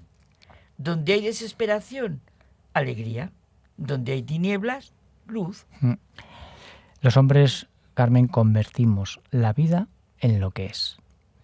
Ante nuestra realidad, la que estamos viviendo, solo podemos decir: Señor, dame paciencia para sobrellevar lo que hemos producido, para hacer también lo mío, pero de modo que haya mejoría donde estoy. Es verdad. Pensemos siempre en la bondad de Dios para con nosotros, en ese abismo de bondad, de buena intención en el que tendremos, alegría para toda la vida. No apliquemos nuestros criterios y medidas a lo que es la bondad de Dios, nuestras ideas, nuestras palabras. Cuando nuestro error, fallo, caída, miedo es grande, la misericordia divina sobreabunda aún más, ofreciéndonos perdón, esperanza, redención, demostrando que el bien siempre vence. La bondad de Dios, su gracia y misericordia son inmensamente superiores a nuestro pecado. Una y otra vez, no apliquemos nuestras pobres y egoístas medidas para medir la bondad de Dios. La bondad de Dios supera la comprensión finita y las definiciones limitadas de nuestra mente. Dios no es simplemente bueno en comparación con otros, sino que Él es la bondad suprema y la esencia del bien. Y como acaba Romano Guardini al hablar de la bondad, ante todo lo que pueda pasar y nos ocurra, nos queda un respeto que se estremece ante el misterio y todo se vuelve adoración. Y eso a su vez, para todas nuestras preguntas, caídas, miedos y ansiedades, significa: Dios también es bueno donde no comprendemos su bondad. Es verdad, me lo tenía que repetir, pero mucho. En nuestra vida sencilla, seamos, ¿verdad? Si lo tomáramos así, en nuestra vida sencilla seamos instrumentos de su bondad. Apóstoles de la bondad. Eso es.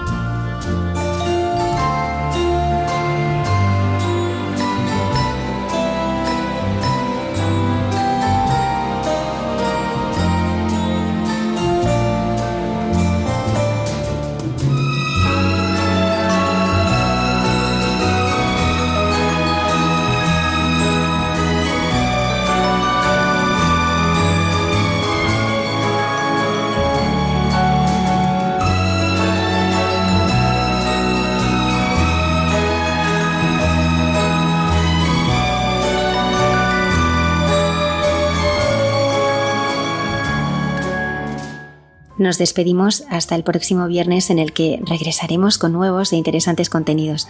Muchas gracias por habernos acompañado. Ya sabéis que podéis descargaros nuestros podcasts en la página web de Radio María y escribirnos a la dirección de correo del programa.